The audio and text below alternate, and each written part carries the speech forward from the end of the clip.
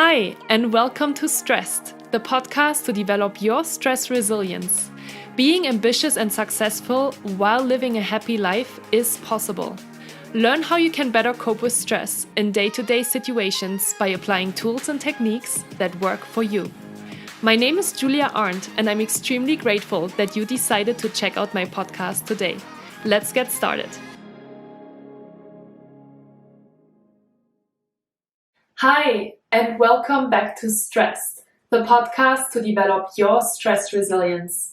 I am so excited and, as always, so grateful that you have decided to spend the next 20 to 30 minutes together with me to learn more tricks, tools, and techniques about how you can better manage stress. And today I want to share a key topic with you about stress management that I think is really the key and the most important thing to know about stress management in order to move forward and create a happy, more balanced life for yourself. And the topic we are going to speak about today is why it is so important to understand and resolve emotions and feelings in order to move forward in your life. And this is such a generic topic, and yet it is applicable to and universal to so many different areas in your life, because I truly believe that stress management is all about self-exploration and personal development. At the end of the day, when you're thinking about all of the tools and some of the tools that we have talked about over the last couple of weeks, those are more short-term stress management tools in order to reduce your stress levels and move from the sympathetic nervous system to the parasympathetic nervous system, right? So when we are, for example, talking about practicing self-care, journaling, exercising, eating healthy, sleeping enough, those are all tools that will help you decrease your stress levels. But if you are doing these things, but you're not going down to the root cause of why you are stressed in the first place, why you are triggered in the first place, those things will just keep coming up and they will keep stressing you. Even though you have learned how to manage those tools, how to manage the stressors in a short-term basis, you really need to dig deeper in order to really resolve what is going on and create a better life for yourself. And when we are talking about triggers and stressors, I'm sure that you can totally relate when I'm telling you that there are just certain situations or certain people in our life that just have a certain effect on us. They just trigger us in a way that sometimes we might not even be super aware or conscious about, but it is really important to understand it, because once we understand it, we can resolve it. As always, it is really important to create awareness around a certain subject and then really move forward with that. So let me give you an example. When we are talking, for example, about how to set boundaries, and a lot of people have difficulties with setting boundaries because we really want to please people. We really want to help people. At the end of the day, we are all human beings and we're looking for appreciation and recognition from our outside world, right? That's just a fact. And oftentimes when we are thinking about setting boundaries, we have difficulties with that because of what I just explained to you, because we want to be recognized, because we want to be appreciated, we want to be helpful, we want to help other people. And when we understand what that underlying factor is, why we are maybe so keen of pleasing people all the time, then we can actually really make a difference in our lives. And oftentimes, the answer of why we are trying to please people, or the answer of why we are triggered in certain situations, lies within our past and very often in how we were raised. What kind of relationship we had with our family, what kind of relationship we had with our brothers or sisters. What kind of culture did we grow up in? What kind of society did we grow up in? And all of these things have a profound effect on how we are reacting in day-to-day situations. So let me give you a specific example. I grew up with a wonderful dad and with a wonderful mom.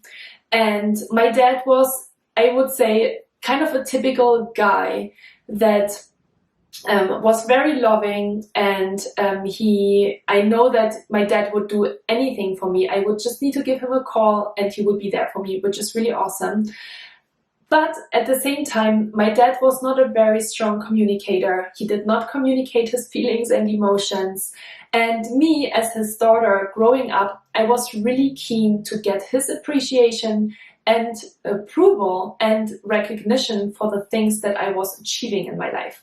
I was constantly seeking his appreciation. I always wanted to get a good word from him. I wanted to hear from him that he was proud of me. And I think it has something definitely to do with culture as well, because in Germany, and just kind of looking at my family, like using encouraging words was just not really a thing. To give you the easiest example, now that I'm living in the States, and I see this all the time, people say to each other, I love you all the time. Like friends say, I love you to each other. Obviously, partners say, I love you to each other. Family members say, I love you to each other. When they finish a phone call, when they say goodbye, that was not a thing in Germany. We would totally not, like, I have not said to my parents, I love you, I think until I was probably my late 20s, early 30s, because at that time I lived in the States and it just became more of a normal thing for me to say that.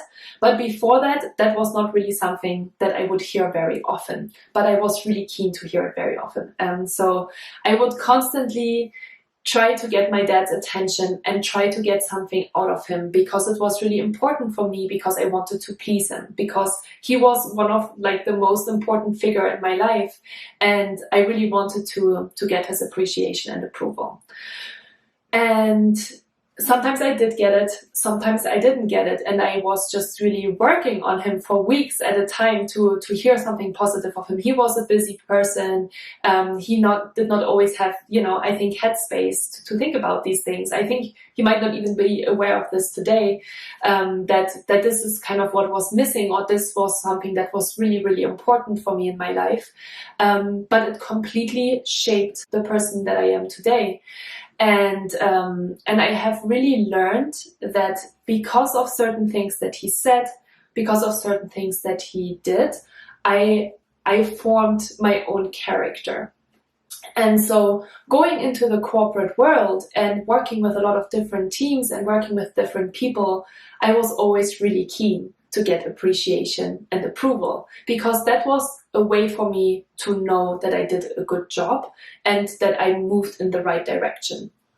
And so setting boundaries then was very difficult, because I wanted to please people, I wanted to help people, I wanted to be helpful, and saying no to something was something that came not very easy to me. But once I understood where my inclination came from, once I understood that root cause of why I was always constantly striving for that external approval and recognition, I was able to work with that. And as always in stress management and in personal development, the key to really moving forward is to create awareness. And that is why we are talking about this subject today, because I think it is so, so important that you start to understand that there are certain triggers in your life, and they are there for a reason. They are there because something in the past happened to you that created a pattern of how you're reacting and how you're behaving. And once you are identifying that pattern, you are able to change it. Only then you are able to change it, right? So I want you to think about now something that is constantly triggering you, or something where you spend hours and days and weeks going around and around about the same topic, thinking about certain things, thinking about certain behaviors, maybe of a different person that you're interacting with on a regular basis, and where that comes from. Dig really deep. And sometimes we need to sit with these topics for a longer period of time, especially when you're not used to kind of thinking in this kind of way. Sometimes you need to maybe think about it for weeks. Hey, how was that in my childhood? How was it growing up? Did I have maybe an experience that was really hurtful and painful? That explains of why I am reacting in certain ways today that I am. So this is really the key, because once you identify that, you can really work on the root cause of why you're stressed, right? And what does stress mean? Stress just means that we might feel not great. There's some feelings and emotions that are coming up that are not feeling really good, right? We have this like so-called gut feeling that something is going on and something is wrong. And yeah, so what does stress mean, right? So we were talking about stress as just a feeling or an emotion, and usually we're spending a lot of time thinking about a certain thing. And we are spending a lot of time and energy thinking about these things because we are just human beings and we are triggered, and there's something in our past that is not really resolved. And once we are understanding that, then we can move forward. So once you have created awareness around what you need to do, or once you have created awareness around where the feeling comes from, why you are acting in certain ways today, why you are triggered in certain ways today, then you can start making changes. And that is not easy at all. We are talking a lot about change management and stress management, of course, as well, because it is all about creating new habits and changing behaviors. And if you think about it, especially because certain triggers come from our childhood, come from bad experiences. Maybe you have been cheated on in the past by a boyfriend or a girlfriend, or maybe you have had really traumatic experiences in your family. Maybe something really bad happened. Maybe your dad or your mom was an alcoholic. Maybe you were only brought up by your mom or by your dad. There's so many different things, so many different scenarios and situations that could have happened to you that might explain why you act in certain ways that you do today. And think about it. So that happened maybe when you were 10 years old. Maybe it happened when you were 6 years old, or when you were 15 years old. And now you might be 30 or 40. So it's been 20, 25 years that you've been acting and reacting in certain ways. And changing that behavior is not easy. This is a process of months and years, because for months and years you have had this other behavior. So changing behaviors, especially working on root causes, is not easy at all. And I have been working on a lot of different things over the last years, and I'm still not perfect at it. I'm still sometimes slipping back into my old behaviors and in my old thought patterns, because this is just how my brain is trained. And neuroplasticity explains today why you are able to make changes, why you are able to change those neurological pathways and create new behaviors. You are able to do that. No matter if you're 30 years old, no matter if you're 40 years old, you can absolutely do it, but it requires time and it requires a lot of patience, and it is extremely, extremely powerful. And so often what we do is we are projecting expectations of things that should be different to our external world. So we are saying things like, if only this would be different, then I could also change. We are always expecting this outside person or this outside situation to change. But what you need to start understanding is that you need to start with yourself. You are not able, or just in a limited way, to change situations and people in your external world. The only thing that you can change is yourself. The only thing that you can influence is how you react to a new situation. This is all you can do. Obviously, especially, for example, when you're working with people, or when you're in a partnership, when you're married, when you have a boyfriend or a girlfriend, you can compromise, right? We're talking with our partners about certain things. We're talking with our stakeholders maybe about certain expectations that each parties have.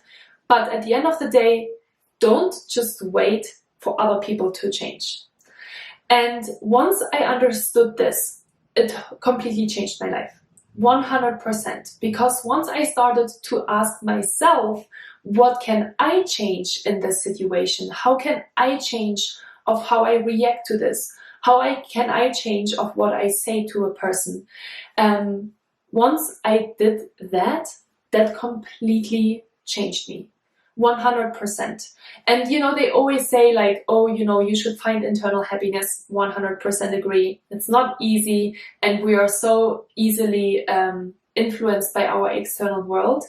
And we forget about that all the time. I do forget about that all the time. I need to remind myself on a regular basis to be like, hey, Julia, don't just make your happiness dependent on what's going on in the outside world. Make yourself happy first.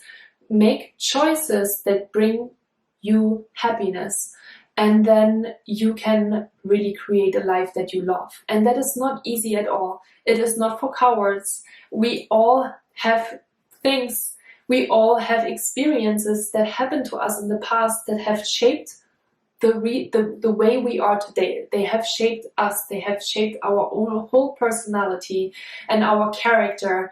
And that's why you are the way you are. And you are perfect just the way you are. And you can become even better. You can create an even stronger personality. You can create more resilience, such a strong factor. And there's a lot of studies around stress resilience. And we talk a lot about resilience in corporations and in companies as well, right? Because we say that resilient people work better and have, can deal with more pressure, and they're more focused, and they recover more quickly from stressful traumatic situations. And oftentimes there's a lot of studies around this, super powerful and super interesting. They say that resilient people are not the people that had no experiences in their life and that had a perfect life. No, the most resilient people are usually the people that have had a lot of traumatic experiences in their life and that had a lot of difficult and challenging situations that they had to overcome.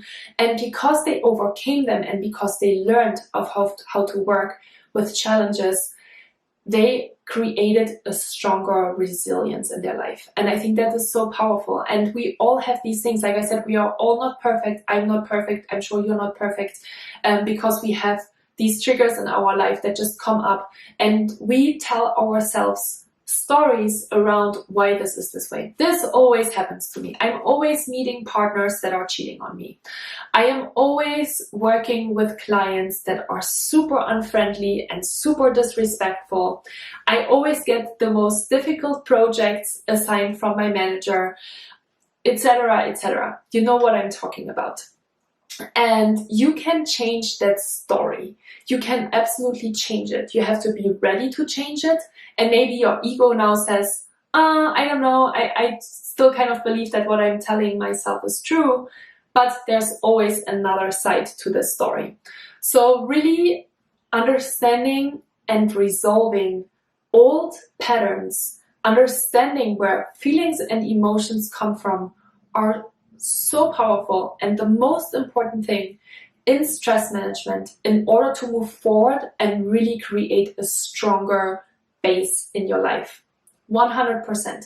I am so convinced about this. Like I said, I'm working on a lot of different things in my life myself. I'm working a lot with my partner because there has been things in the past that happened to me.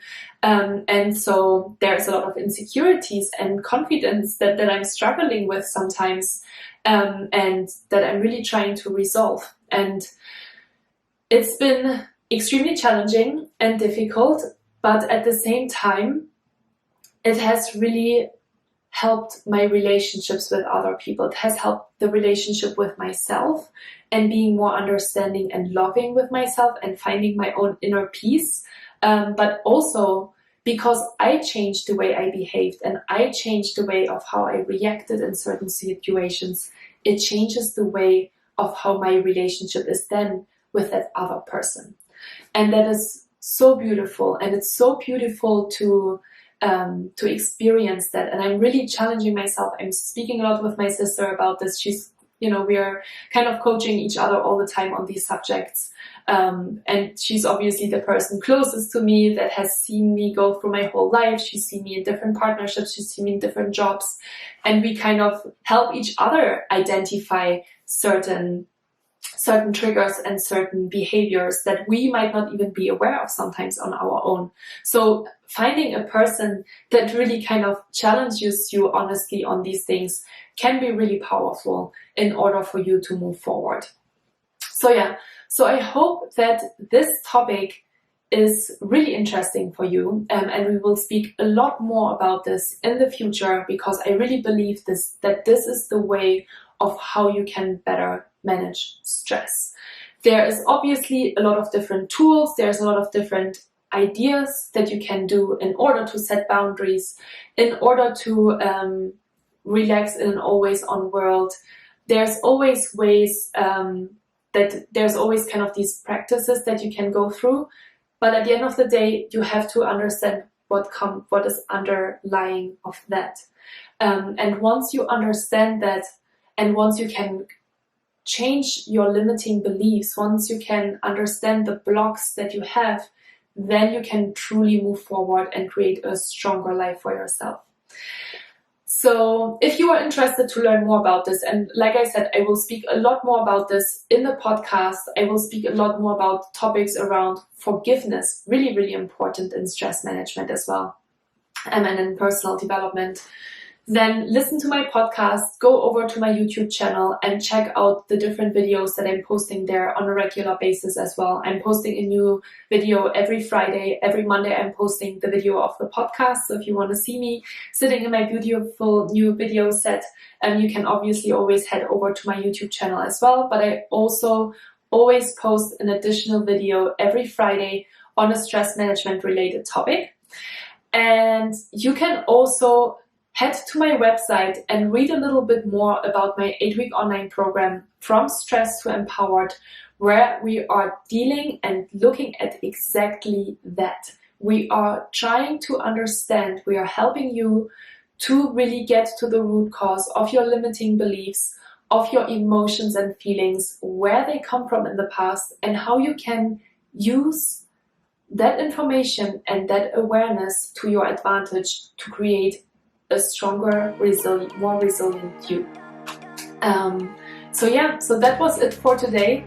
I am always super excited to hear from you. So if you have any questions, if you have any comments, come over, head to my Instagram account at Blue Mountain Mindfulness and leave me a comment about what you've learned from today's podcast episode. Maybe a situation that you are just thinking about right now and you're like, oh wow, I can't believe Julia just said this, and this is totally something that I can relate to. I would love to hear that. You can obviously also always leave a comment on my YouTube channel as well. And until the next time, I wish you a wonderful week, a less stress week, and I talk to you really soon. With gratitude, Julia. If you enjoyed this episode, I would be extremely happy and grateful if you could leave me a comment and a 5-star rating. If you know someone who would benefit from the information I talked about today, please feel free to share it with them, no matter if it is your friends, your colleagues, and/or your family members. You will always find all links and a summary of the podcast in the show notes. It would be great if we could connect on Instagram or via email. You can find all details of how to find me in the show notes as well. In that way, you can also send me any questions that you might have. And as I mentioned, I also have a wonderful YouTube channel now where you can post comments and questions, so please reach out.